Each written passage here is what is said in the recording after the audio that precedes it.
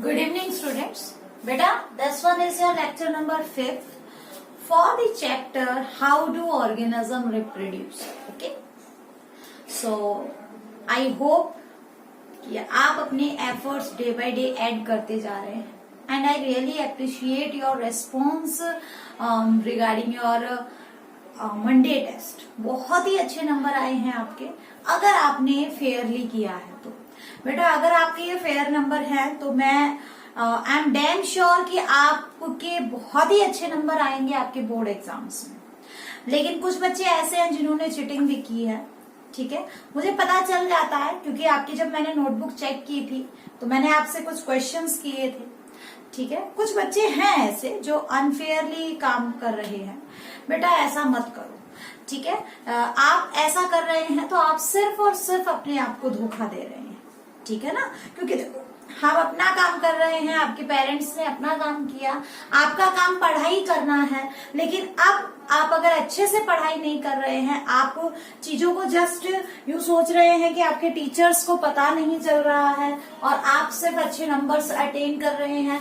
ठीक है, सिर्फ आपके पेरेंट्स को दिखाने के लिए या एक इम्प्रेशन के लिए. तो देखो इससे कोई इम्प्रेशन नहीं बनेगा. टेस्ट का मतलब है you have to analyse yourself. Okay, test का मतलब एक एनालिसिस. ये नंबर कहीं ऐड नहीं होंगे, लेकिन आपको पता चल जाएगा कि आप जो तैयारी कर रहे हैं उसमें क्या कमी रह गई है. ठीक है ना, तो टेस्ट को सीरियसली लीजिए, फेयरली करिए. ठीक है, कहीं से देख के नहीं. आई बात समझ में? तो मैं यही अज्यूम करूंगी कि आगे से आपके जितने भी टेस्ट हैं आप फेयरली करें. ठीक है, एक तो ये चीज बेटा ध्यान रखो. ठीक है ना, if you are ignoring your studies then your studies will ignore you. ठीक है ना, अगर आज आप अपनी स्टडीज को इग्नोर कर रहे हैं तो फ्यूचर में फिर आपकी जो स्टडीज है बिल्कुल ना के बराबर है और ये इग्नोरेंस का रूट है. आई बात समझ में? तो स्टार्ट करते हैं आज का लेक्चर. बेटा इससे पहले के लेक्चर्स में हमने वेजिटेटिव प्रोपगेशन पढ़ा था, बट नेचुरल फॉर्म में पढ़ा था. ठीक है, वेजिटेटिव प्रोपगेशन पढ़ा था लेकिन नेचुरल वेजिटेटिव प्रोपगेशन पढ़ा था. अब आज का जो टॉपिक है that is artificial vegetative propagation. Artificial vegetative propagation. तो इसमें क्या होता है कि आपका जो प्लांट पार्ट है, ठीक है, प्लांट का जो वेजिटेटिव पार्ट है वहां पे ह्यूमन एफर्ट्स इन्वॉल्व होते हैं.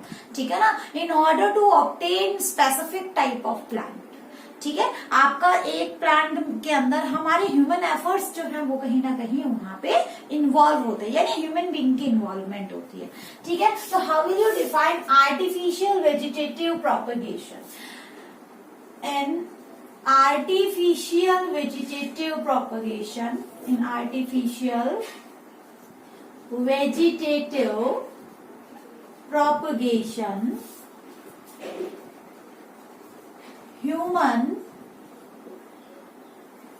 human efforts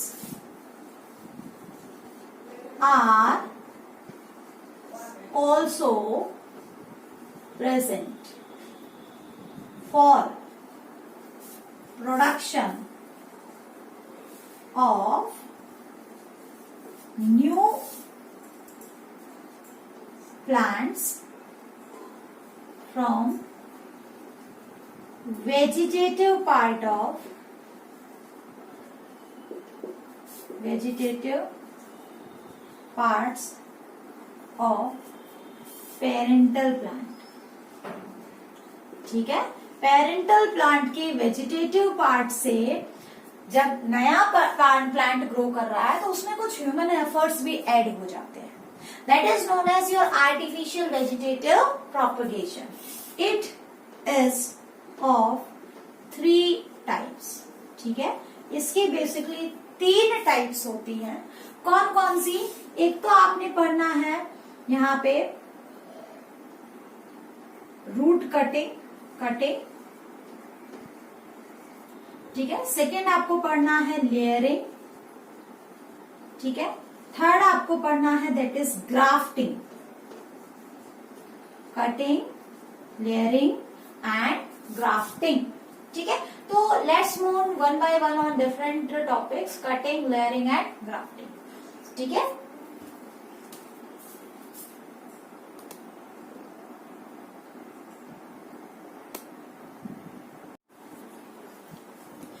तो स्टार्ट करते हैं कटिंग से। कटिंग में देखो आपने जो नेचुरल प्रोसेस पढ़ा था कि vegetative propagation through roots, okay, it is just same as that process, but in this case you are just cutting the root of any plant and just planting that root into another area, ठीक है, so that new plants will grow from that particular root, okay। तो क्या होता है देखो, in this process root of a plant is cut and planted in another area for obtaining more plants, ठीक है। मान लो आपके घर में आपने स्वीट पोटैटो लगा रखा है, ठीक है। अब आपने क्या किया, उसकी छोटी सी रूट, सारी रूट नहीं, थोड़ी सी उसके रूट का हिस्सा आपने कट किया और उस रूट को ले जाके किसी और के घर में लगा दिया, तो वहां पे भी वो ग्रो कर जाएगा। वहां से आपने कट किया, कहीं और लगा दिया। तो इस तरीके से जब हम रूट की कटिंग करते हैं, ठीक है ना, तो that is known as cutting, root cutting, ठीक है। स्टेम की कटिंग करके लगा रहे हैं तो स्टेम कटिंग हो जाएगा। यहाँ पे मैंने सिर्फ रूट का नाम लिया है, आप स्टेम और रूट दोनों में से कोई भी ले सकते हैं, ठीक है। आप यहाँ पे ऑब्लिक करके स्टेम भी लिख सकते हैं, क्योंकि स्टेम कटिंग भी यहीं पे आता है। तो स्टेम कटिंग में रोज का एग्जाम्पल आ जाता है, ठीक है। तो इस तरीके से आपको याद रखना है। अब देखो layering process, that is very important. यहाँ से कई बार क्वेश्चन आ जाते हैं। देखो वेजिटेटिव प्रोपेगेशन का अगर क्वेश्चन आएगा तो 3 नंबर में आएगा, ठीक है ना। तो लेयरिंग प्रोसेस में क्या होता है, मैं एक बार आपको एग्जैक्टली कंप्लीट दिखा देती हूँ, ठीक है। लेयरिंग प्रोसेस में क्या होता है आपका, ये हमने यहां से सेट कर लिया है, ठीक है। तो लेयरिंग प्रोसेस में क्या होगा, देखो यहाँ पे बेसिकली प्लांट, जैसे मान लो आपको कोई भी प्लांट लगा हुआ है, तो उसकी जो नीचे की टहनियां है, नीचे वाली जो ब्रांचेस है, लोअर ब्रांचेस है, उनको आपने पकड़ के नीचे खींचा, वो फ्लेक्सिबल होंगी और उसको उसका कुछ हिस्सा, ठीक है ना, उसका कुछ हिस्सा आपने क्या किया, मिट्टी में दबा दिया, ठीक है ना। मिट्टी में दबा दिया। अब आपके पास 2 हिस्से हो गए, एक तो उस प्लांट से अटैच्ड है, जैसे मान लो ये नीचे की लोअर ब्रांच है, ये लोअर ब्रांच है, आपने इसको नीचे खींचा और ऐसे यहाँ पे इस जगह पे मिट्टी इतना इसको मिट्टी में दबा दिया। तो यहाँ तो ये पेरेंट से अटैच है और यहाँ पे ये इसका दूसरा हिस्सा है। कुछ दिन बाद यहाँ से रूट आ जाएंगी, आप इसको इस पोर्शन से कट कर दोगे, ठीक है। कट करोगे तो अब वो आपका एक सेपरेट प्लांट बन जाएगा, ठीक है ना। जैस्मीन वगैरह के अंदर ऐसा होता है। अभी मैं डायग्रामेटिक व्यू आपको दूंगी, ठीक है, वहां और अच्छे से समझ में आ जाएगा। एक बार थोड़ा सा इसका लैंग्वेज देख लो। In this case a branch of the plant is, a branch की जगह आप कर सकते हो लोअर ब्रांच, ठीक है। Lower branch of the plant is pulled towards the ground, ठीक है। जो नीचे वाली लोअर ब्रांचेस है उनको ग्राउंड की तरफ आपने खींचा, and a part of it, और उसका केवल थोड़ा सा हिस्सा is covered with moist soil, ठीक है। वो मॉइस्ट सॉइल से आपने उसको कवर कर दिया, leaving the tip of the branch exposed about the ground. लेकिन उसकी जो टिप है उस ब्रांच की, वो आपने ऊपर की तरफ एक्सपोज रखनी, केवल थोड़ा सा हिस्सा आपको मिट्टी में दबाना है, ठीक है। अभी हम डायग्राम में करेंगे तो समझ में आ जाएगा। आफ्टर सम टाइम, कुछ दिन बाद, new roots develop from the part of the branch buried in the soil. जो हिस्सा आपका आपने मिट्टी में दबाया था, इस प्रोसेस को हम पैगिंग भी बोलते हैं, हायर क्लास में पढ़ोगे, ठीक है ना। जो पैक्ड पार्ट है, जो दबा हुआ हिस्सा है, जो आपने मिट्टी में डाला था, वहां पे रूट्स आ जाएंगे। The branch is then cut off from the parent plant, और उसके बाद उस ब्रांच को जो आपने मिट्टी में, जो आपने खींची थी नीचे की तरफ, उसको पेरेंट पार्ट से आप कट कर दोगे, and the part of branch which has developed roots to become a new plant, ठीक है ना। और जो ब्रांच का वो हिस्सा जहां पे रूट आई थी, वो अब एक न्यू प्लांट की फॉर्म में ग्रो करेगा। ऐसा जनरली आप जैस्मीन में देखते हो, ठीक है। इसके अलावा जो है आप दूब घास भी ऐसे ही आगे की तरफ प्रोसीड करती है, ग्रो करती है। शीशम, देखो कई बार आपने देखा है, शीशम अगर छोटी और उसका कुछ हिस्सा मिट्टी में अटैच रह गया तो वहीं पे क्या आ जाती है, आपकी नई रूट्स आ जाती है, ठीक है। आप कट कर देते हो, आपके 2 शीशम बन गए। तो इस तरीके के एग्जाम्पल आपके डेली एग्जाम्पल की फॉर्म में है, ठीक है। एक बार इसका स्क्रीनशॉट ले लो। This is diagrammatic view of layering. ठीक है, देखो क्या है, this one is your parent plant. क्या है ये? पेरेंट प्लांट है। ठीक है, और इसके जो ये लोअर ब्रांच है, इस लोअर ब्रांच को आपने नीचे की तरफ पुल किया, ऐसे नीचे की तरफ पुल किया, और यहाँ पे इसका जैसे मान लो इसका ये वाला हिस्सा आपने इस ब्रांच को कुछ ऐसे लगाया, तो टिप को आपने एक्सपोज छोड़ दिया और इसी से ये अटैच है। कुछ दिन बाद क्या होगा, जिसपे आपने सॉइल डाली थी, इतने इतने हिस्से पे आपने इतने हिस्से को आपने दबा दिया मिट्टी में। ठीक है ना, तो जिस जगह पे आपने दबाया है इस प्रोसेस को बोलते हैं पैगिंग। ठीक है, क्या बोलते हैं? Paging, PEGGING, paging. तो कुछ दिन बाद पैक्ड पार्ट में क्या आ जाता है, रूट्स की डेवलपमेंट हो जाती है, और धीरे धीरे अब यहाँ पे नई क्या आने लग जाती है, ऐसे करके ब्रांचेज आने लग जाती हैं और लीफ की ग्रोथ होती है, और अल्टीमेटली ये हमारे पास क्या बन जाता है, एक नया प्लांट बन जाता है। ठीक है ना, और इस तरीके से हमारे पास एक पेरेंट प्लांट से दो प्लांट आ गए। ये तो पेरेंट प्लांट और ये न्यू प्लांट। आप क्या करोगे, कुछ टाइम बाद इसको यहाँ से आप ऐसे सेपरेट कर दोगे, काट दोगे। ठीक है, तो ये क्या हो जाएगा आपका, ये एक प्लांट और ये दूसरा, तो एक से दो प्लांट बन गए। इस टाइप से जब दो प्लांट बनते हैं उस प्रोसेस को क्या कहते हैं हम, लेयरिंग प्रोसेस कहते हैं। समझ में आ गया? तो आप अपनी लैंग्वेज में भी इसको अपने आप राइट कर सकते हैं। समझ में आया? ठीक है ना, तो this one is your layering process. ठीक है, तो हम यहाँ पे इसको कट करते हुए दिखा देते हैं, कट करते हुए दिखा देते हैं। ठीक है, तो ये क्या है आपका लेयरिंग प्रोसेस है। आई बात समझ में? ठीक है ना, तो इस टाइप की चीजें आपको जैस्मीन में मिलेंगी। ठीक है, जैस्मीन के अलावा आपको और भी एग्जाम्पल बताए हैं। ठीक है ना, ग्रेप्स के अंदर, जैस्मीन के अंदर, तो इस आपको शीशम का एग्जाम्पल बताया है। तो this one is your layering process. Now the third one is grafting. ठीक है, थर्ड वन क्या है आपका, ग्राफ्टिंग प्रोसेस है। अब ग्राफ्टिंग में क्या होता है, देखो ग्राफ्टिंग के अंदर क्या होता है, पहले लैंग्वेज की फॉर्म में समझ लेते हैं, उसके बाद इसका डायग्राम करेंगे। यहाँ पे आपके पास देखो क्लोजली रिलेटेड प्लांट्स हैं। क्लोजली रिलेटेड का मतलब उनकी जनरली स्पीसीज सेम होती है, सॉरी जीनस सेम होता है, स्पीसीज अलग अलग होती है। अब जीनस और स्पीसीज आपने 9th क्लास में मे भी पढ़ा हो। आप बस यूं मान लो कि सेम टाइप के प्लांट है, बस थोड़ी सी डिफरेंस आ रही है। जैसे देखो आपने गुआवा देखा है ना, गुआवा में आपने क्या देखा कि कुछ गुआवा कैसे होते हैं, अंदर से येलोइश या व्हाइटिश होते हैं, कुछ कैसे होते हैं आपके अंदर से रेडिश होते हैं। तो है तो दोनों गुआवा, लेकिन थोड़ा सा डिफरेंस है ना। फिर गुआवा में भी आपने कई टाइप में देखी होंगी, कुछ तो बिल्कुल ढीले से होते हैं, लूज से होते हैं, कुछ टाइट होते हैं, मीठे होते हैं, कुछ बहुत ही ज्यादा एक्सट्रीमली टाइट होते हैं, है ना। तो अलग अलग वेराइटी है गुआवा में भी। एप्पल में आपने कई वेराइटी देखी है, कुछ एप्पल तो बड़े बड़े होते हैं, कुछ छोटे छोटे एप्पल होते हैं, है ना। तो कहने का मतलब एक ही प्लांट की अलग अलग वेराइटी। ठीक है, तो उनमें क्या है, जैसे मान लो आपके पास दो टाइप के चाइना रोज है। चाइना रोज का एग्जांपल बहुत ही जनरल से आपने देखा है।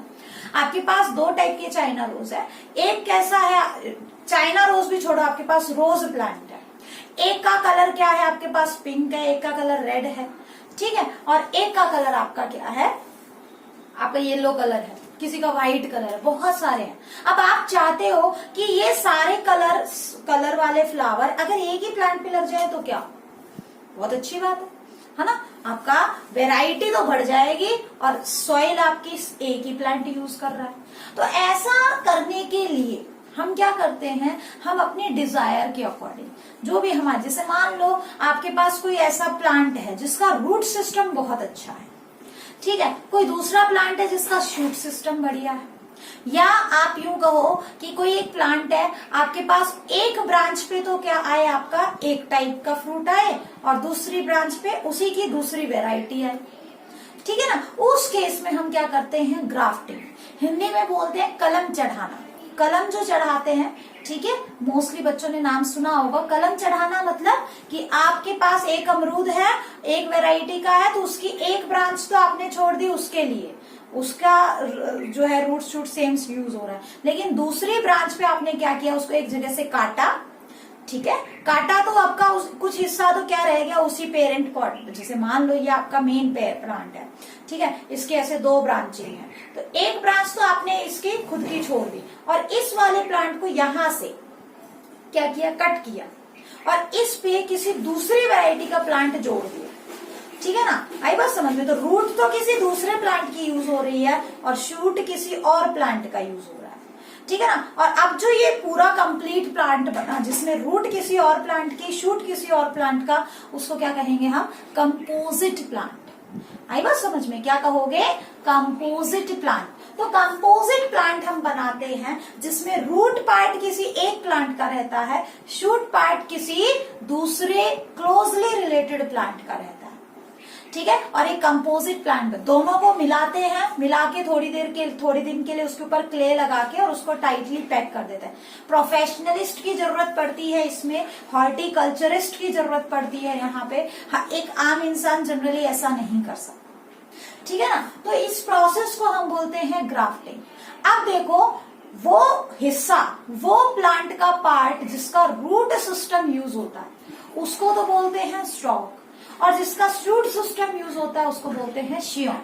तो स्टॉक, ये मान लो स्टॉक हो गया किसी एक प्लांट जिसके जो रूट से अटैच्ड है, एक होगा शियोन जो किसी दूसरे प्लांट का हिस्सा है, दोनों को अटैच कर दिया आपने और अब जो नया प्लांट बना है दैट इज कंपोजिट प्लांट। ठीक है, डायग्रामेटिक फॉर्म में इसको देखेंगे, पहले थोड़ा सा लैंग्वेज देख लेते हैं।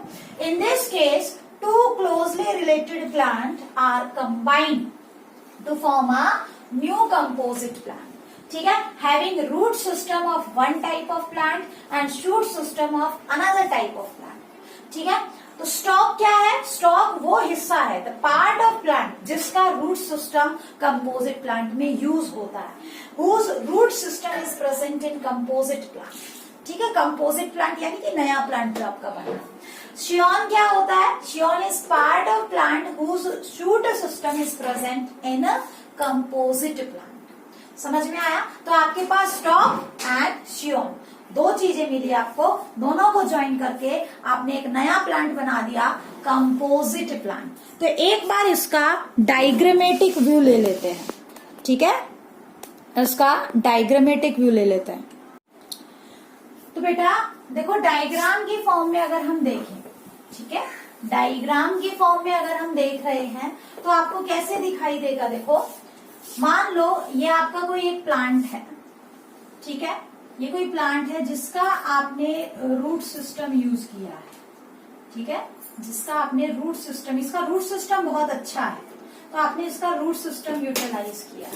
ठीक है ना, लेकिन आपको क्या करना है, इसे कंपोजिट प्लांट में करना है, तो एक ऑब्लिक कट आप लगाएंगे। ठीक है, ये क्या कहलाएगा, जिसका रूट सिस्टम आप यूज कर रहे हैं इसको क्या बोलोगे, स्टॉक। क्या बोला जाएगा, स्टॉक बोला जाएगा। समझ में आया।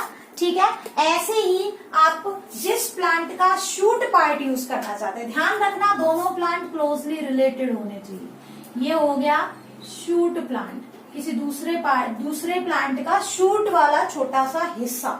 ठीक है ना, इसको क्या बोला जाएगा, इसको बोला जाएगा शियोन।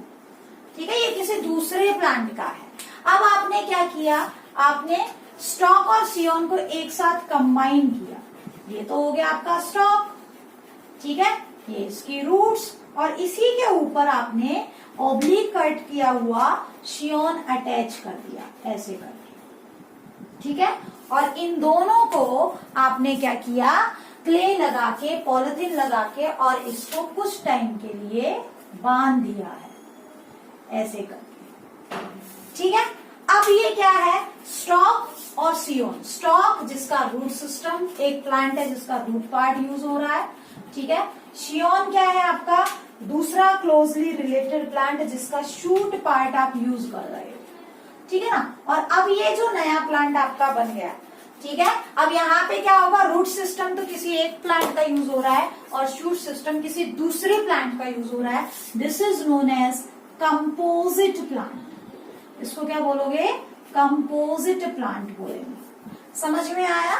ठीक है ना, तो इस तरीके से क्या होता है, ये तो मैंने जैसे मेन प्लांट की ब्रांच पे ही कट करके लगा दिया। आप इस तरीके की ग्राफ्टिंग कहाँ कर सकते हो, किसी भी ब्रांच पे कर सकते हो।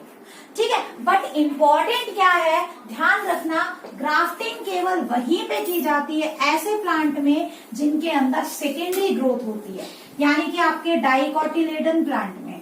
मोनोकोट में सेकेंडरी ग्रोथ एब्सेंट होती है, ठीक है। इसलिए उनमें, जैसे आपसे मैं कहूं कि मक्का के अंदर ये क्या पॉसिबल है, गेहूं में ये क्या पॉसिबल है, नहीं है। क्यों? क्योंकि वो मोनोकोट है, उनमें सेकेंडरी ग्रोथ नहीं होती। कैम्बियम एक सेकेंडरी टिश्यू है, ठीक है ना, उसका होना जरूरी है। Presence of cambium is essential, ठीक है ना। अगर कैम्बियम फॉर्मेशन नहीं होती सेकेंडरी ग्रोथ से, तो इसका मतलब आपका जो प्लांट है उसमें आप इस तरीके से कभी भी जो है ग्राफ्टिंग नहीं कर सकते। तो ध्यान रखना, नोट डाल के लिख लेना क्या, कि grafting can be done only in those plants which show secondary growth, जिनमें सेकेंडरी ग्रोथ होती है, केवल वही क्या कर रहे हैं आपका, यानी कि दैट इज कैम्बियम फॉर्मेशन, जहां पे कैम्बियम नाम का टिश्यू बनता है, केवल वही जो है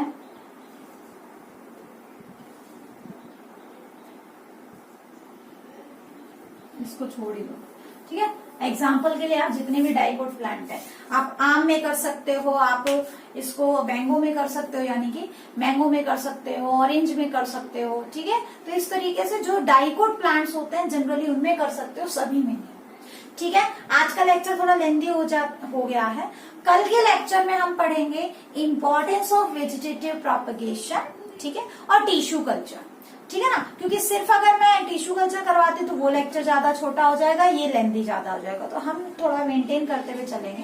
कल के लेक्चर में आपको टिश्यू कल्चर में कंप्लीट करवा दूंगी, ठीक है ना। तो that's all for today's lecture. Thank you.